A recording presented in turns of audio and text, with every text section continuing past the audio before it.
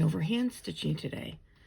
Hand stitching is a very useful tool, and it's something that every sewist needs to learn, as well as, I would argue, every person, because everybody needs to repair something once in a while. And so, as you can see, this is a handout that I have used with my students over the years, and I'm going to use it today to go over some basic hand stitches. We have the running stitch, the back stitch, and the overcast stitch. Now, as you can see, this was designed as a handout in the classroom, and I would like to give credit to the Learning Zone Express, who actually designed this original handout. But over the years, I have used it repeatedly, and it's worked really well for my students, and I'm sure it'll do the same for you. So, in order to get started using this, there's a couple things you need to do. You need to locate some scrap fabric like this. I highly recommend using something with a check pattern, such as this piece of material that I have here. This particular check pattern is exceptionally good because it has the large squares. These squares are 1/4 of an inch each, which means they're going to be exceptionally good for making hand stitches. Because when you start out, your goal is to get to 1/4 of an inch, otherwise known as 1/4 of an inch, stitch length. However, as you get more adept at your sewing, you want to cut that in half, and you want to make it 1/8, so that you have 8 stitches per inch. Right now, with 1/4 size squares, you'd be making 4 stitches per inch. Okay, so what you're going to do is you're going to find yourself a piece of scrap fabric, and you're just going to cut a small piece off. It doesn't need to be large, just needs to be a decent size that you can use for sample stitches. Would highly recommend finding yourself a pencil or a pen at this stage, just to go ahead and mark up your fabric, just as I did with my students in school over the years. Okay, so we have our sample fabric now. Now, what you're going to want to do is you're going to want to use the sample fabric to mark the hand stitches so that you will know which hand stitches are which. So as you go through your sample, you're going to want to put running stitch, back stitch, and overcast stitch in the appropriate locations on this little piece of fabric. So go ahead and do that for yourself. I'm going to do that off camera. Go ahead and do that for yourself. And if you're working with a friend, stick your name on there too, just so you don't get your samples mixed up. Now, a little backstory about the stitches. So a running stitch is called a running stitch because it's an extremely fast stitch. A back stitch is called a back stitch because of the direction of the stitches, and an overcast stitch is probably the one that most of us know the simplest, because whenever we've had a wardrobe malfunction and we've had to repair them, oftentimes it's the running stitch that comes most instinctual to us. So you need to find your sample, you need to label your sample, you need to find a needle, and this is what I do for needles. I often will keep a little collection of needles and a little thread in a jar like this. This was an old, I believe it was an old mason jar. Yeah, it says mason on it. And I found this lid that works for it from an old sauce jar. Anyway, I keep this handy, and it's kind of like I know when I need to do some hand sewing, this is the jar that I need to grab. And so that's what I use. I will often use size I don't know if you can see that, size 9 longs. All right, and I like the sharps because they slide through fabric easily. I do like those. So those are the 9 sharps. As you can see, they're only about 1.5 inches long. If you prefer a longer one, then you're going to want an embroidery needle, which is what these are. These are size 9 embroidery needle. And if you need something to take a large piece of yarn, like embroidery thread, then you're going to get a tapestry needle or a large eye embroidery needle. But keep in mind that the larger the number, the finer the shaft, or rather actually that's backwards. The larger the shaft of the needle.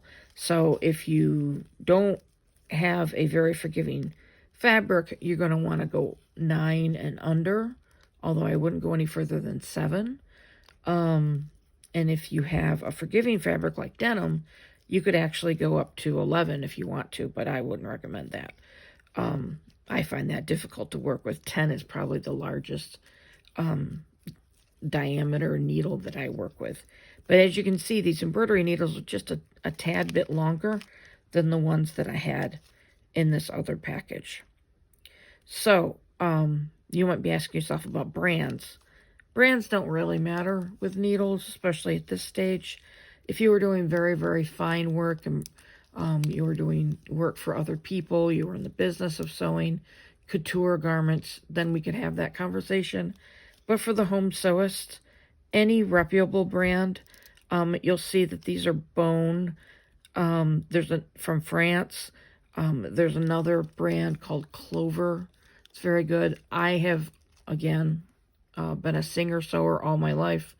Dritz and Singer make perfectly fine needles. You'll hear conversations about the fact that some needles are stamped and some needles are molded and then rounded off. All of that's fine and great, but you need to find what works for you. So start with simple, like a multi-package of Singers. Find the length and the size eye that works best for you, and then you'll know which needle is for you. So we're going to select a needle out of here. All right, and we're going to put the rest back in the jar. I do want to take a minute to explain to you what the difference is between hand sewing needles and machine sewing needles, because eventually we will be, actually very soon, we'll be talking about machines, and I want to show you what the difference is. So if you can see this, do you see the blocky end on these needles? That's so the machine can hold on to it. Also, you'll notice the hole is all the way down here, which is different than a hand sewing needle. A hand sewing needle, the point is here and the hole is all the way over here. That's because you want the length of the needle to maneuver it. With the machine sewing needle, you want the blocky end so that the machine can grip onto it with a clamp. And then once it's clamped into the machine, then that hole is what guides the thread through your fabric. There are several in this package in case you're not aware, so I don't want to confuse anybody, but there you go. There's a single needle. You can see that. Okay, so that's machine sewing needle. So don't get those right now. Get those later once you find your machine. Okay, so the next thing that we need is a length of thread. Today, any old thread will do. In fact, I would highly encourage you to use a color that contrasts with what you're working with. I have a spool of red here, but I really want a contrasting color. So we're going to go with the blue that's in my jar. And as you can see, the blue will be easily seen on the pink and white. I would suggest doing something like that as well. So you may have noticed that I have a pair of scissors that kind of look like a bird. These are very typical embroidery scissors. These are Fiskars. I found these at the fabric store. They're actually on sale recently. And so that's what they are. The thread doesn't matter. Again, it's just practice today. So your thread can be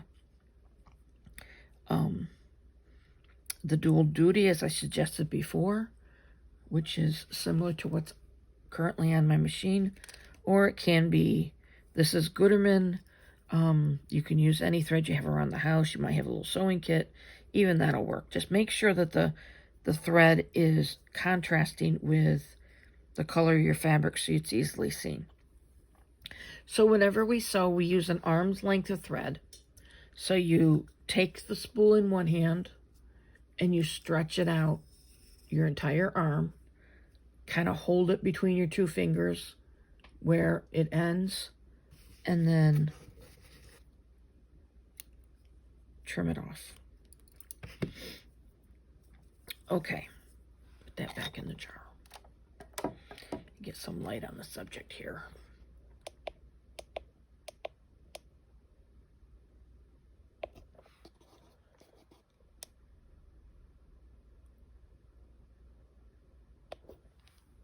Okay, so hopefully you can see that really well. Okay, so the first thing that you need to do is practice threading your needle. If you haven't threaded a needle before, a needle threader is very, very helpful to have. Don't think I have one in my jar because I don't use one anymore. But when you start off sewing, a lot of times a needle threader will be helpful. And how a needle threader works is there's usually a little handle and a wire that has a little cross in it. And you stick it through the needle all the way to the handle, and it pops open. And then you just stick the thread through the center of it, pull it back out, and there you go. You have a threaded needle. In my case, the eyes of my needle are pretty large, so I'm just going to thread it right through. It may take you a couple of minutes. Don't get frustrated. It may take you a couple of minutes, and that's okay. Now, the next question everybody always asks is, where do I put my knot? You want your knot to be as far away from your needle as possible. So you want it at the very end. So you bring the two strands of thread together, you put it at the very end. Now, how do you make a knot? So you can do it a couple of ways. You can do it the old-fashioned way with just making a circle and putting the tail through it. Or you can do it a fancy way. Once you've been sewing for a while, or once you're feeling courageous, what you want to do is lick your finger so it's a little tacky, wrap the thread around your finger until you see an X, and then roll it off the end of your finger. Once you do that, you give what looks like a mass of messy thread kind of a tug, and it ends up coming up as a knot. No, it's not the neatest looking knot you've ever seen, but it is the best knot because it's not going to pull through your fabric. So that's what it should look like when you're done. You can pause the video right now to practice that a couple of times. Okay, so the running stitch. The running stitch is used just like it says on the handout, which, by the way, you could also pause the screen, take a screenshot, and print that out for yourself. The running stitch is just a simple stitch that's used for gathering, easing, and sewing seams with little stress. You got to poke up from the back of the fabric, poke down, and creating a dotted line on the front and the back of the fabric. They should be very tiny, even, and about 1/16 to 1/8 inch long. And it says do one whole row of stitches. So very simply, because we're using the checkered fabric and we know these squares are 1/8 of an inch long, then you want to bring it up from the back in the corner of one square, put it back down in the corner of another square. So it looks like that on the front. Do you see that? We just made a stitch. Okay. And then jump to the corner of the next square. And then keep on going. Now, it's called a running stitch because this moves very quickly. And again, these are large stitches. Eventually, you're going to learn how to do this at half length. But because we're doing it consistently the same length all the way across, which is kind of the idea of this exercise, to learn how to be consistent in your stitching. Because we're doing that, a couple of things. Number one, you will always come up and down in the same colored square. So if you started in a solid square like this one, you're going to start in a solid square every stitch. That's number one. Number two, you're going to find the secret of the running stitch is that you take your needle and just like skipping rocks across a pond, you can skip your stitches by gathering the fabric one square corner after another, and it's just like running. See that? That's all you have to do. And that's your first one. I would highly recommend continuing to practice until that feels comfortable, and that's why you probably should leave a couple of rows in between each of the labels. Okay? So that's the running stitch. Super easy, super simple. That stitch is so helpful for so many reasons. The one thing that it's really helpful for as well that I didn't mention is basting. When you can't use pins to hold things together because it's going to slip or your machine needs to sew a line of stitching where you need to have your pins, you'll need to hand sew that together before you machine sew it together. And basting is exactly what this running stitch is. In fact, when you're basting, this length is actually perfect for basting.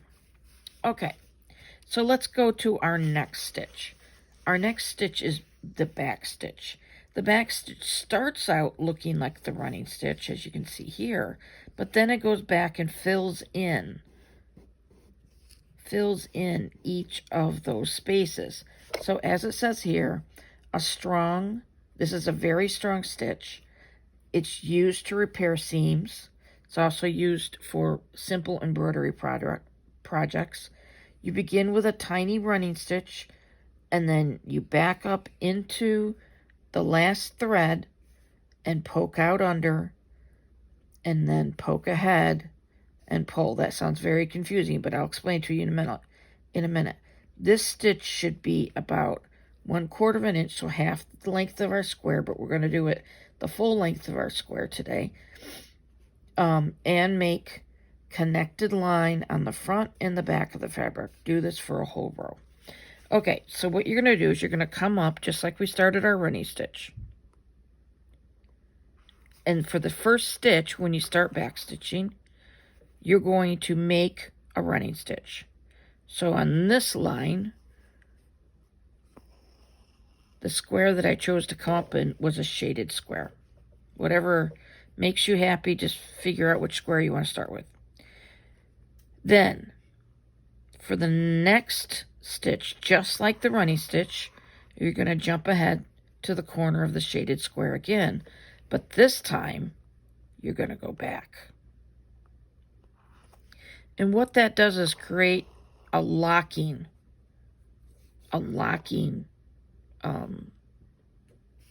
action with the thread, almost as if you're sewing on a machine. So your next stitch, again, will be in the corner of the shaded square, and you're going back again. So when you're finished, as you can see, you have a solid line forming. Now you're probably saying to yourself, well, that seems like a lot of wasted thread because you're going forward and back, underneath and on top.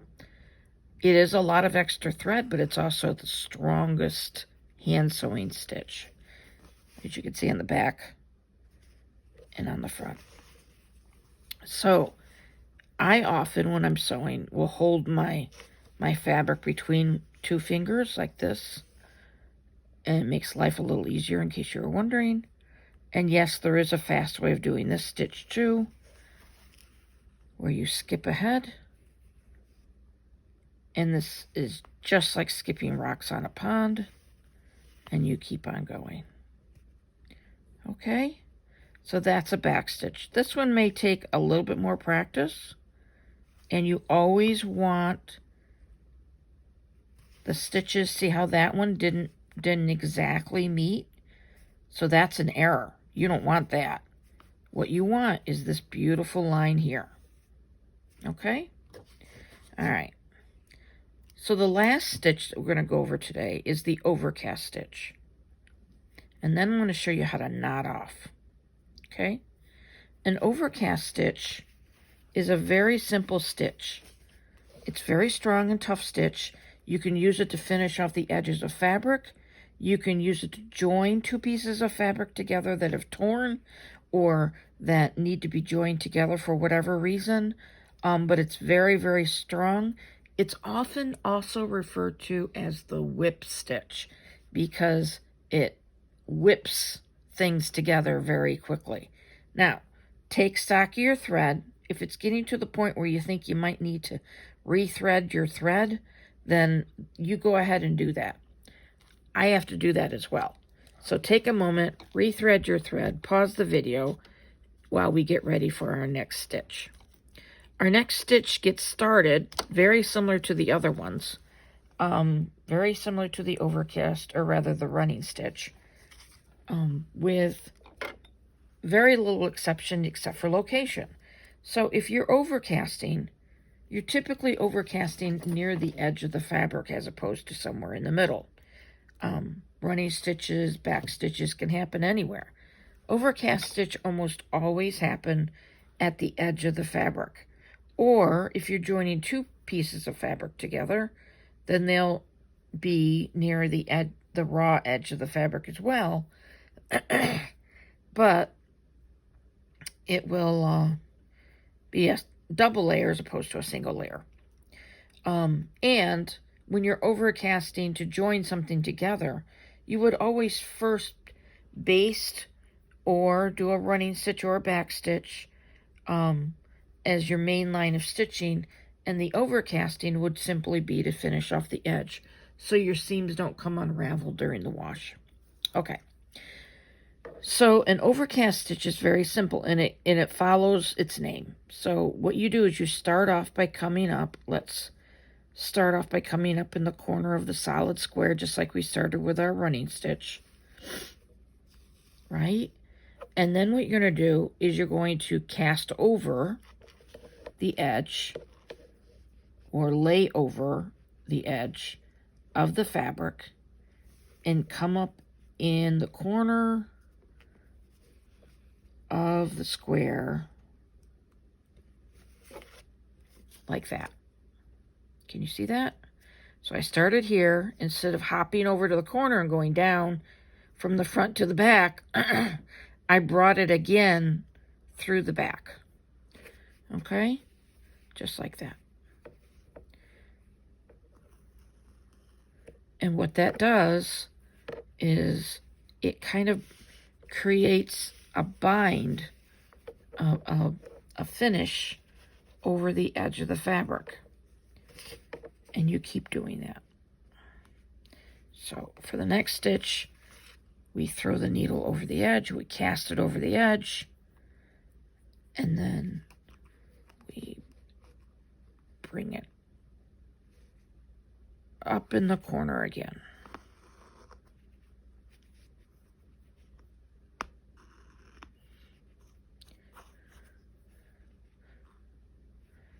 There you go. And you keep doing that all the way down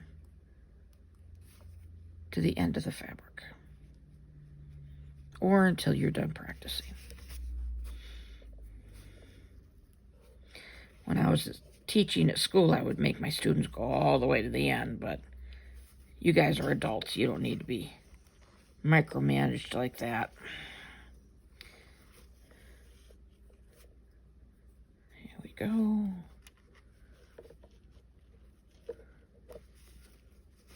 Here we go.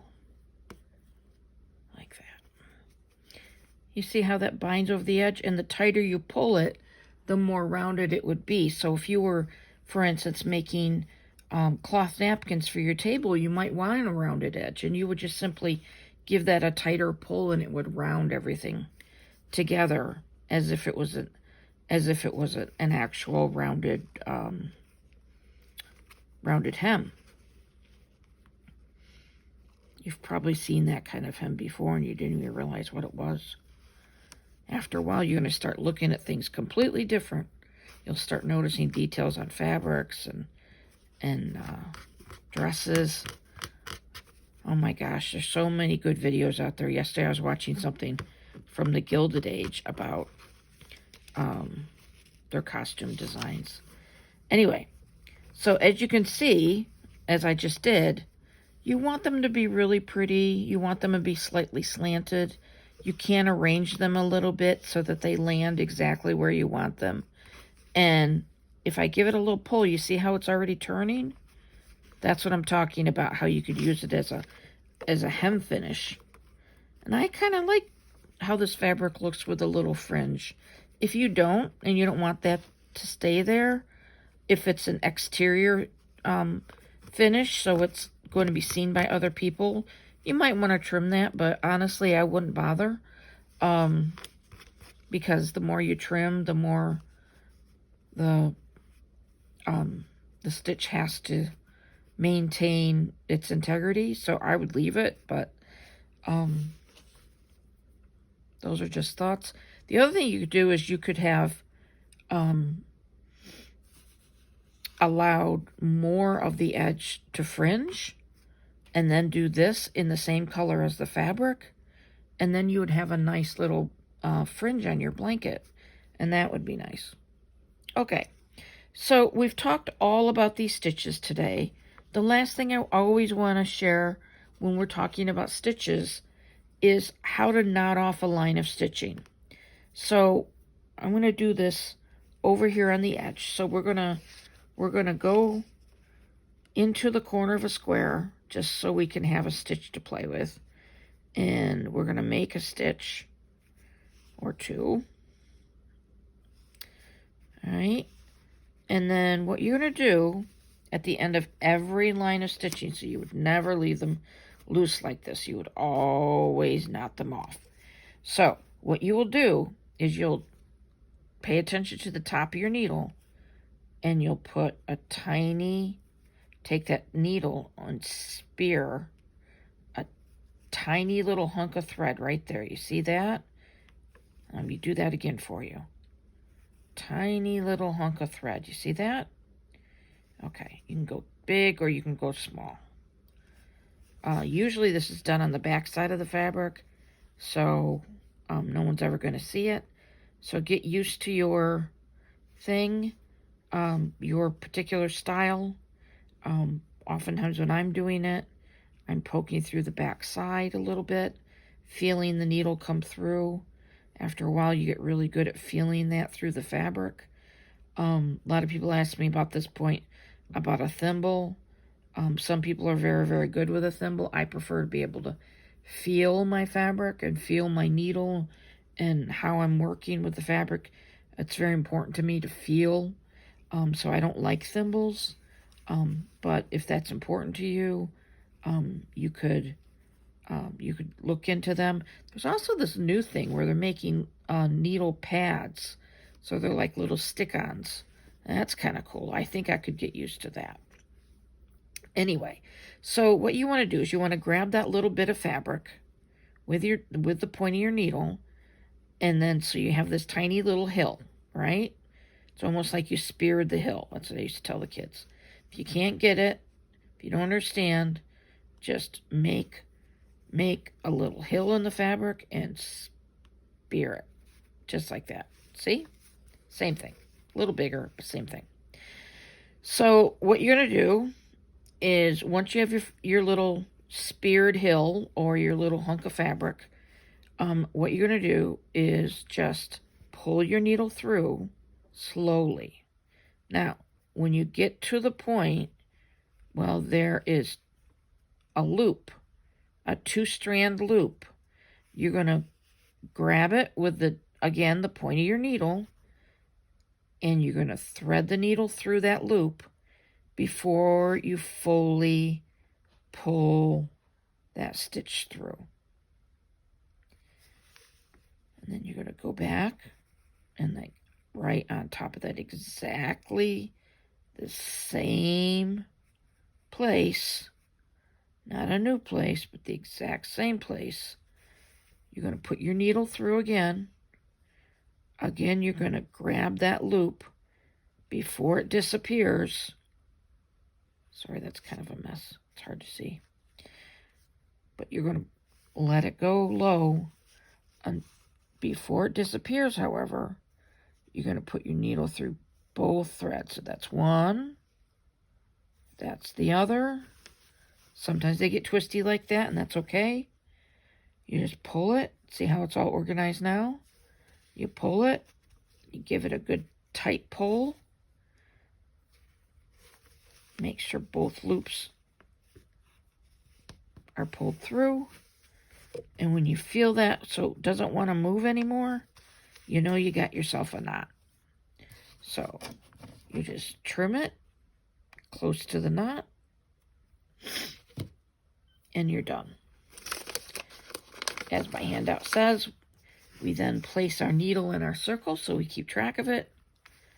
I often would tell my students to use the needle to also hold your sample to your handout so you can refer back to it anytime. And then you might want to label this as your knot.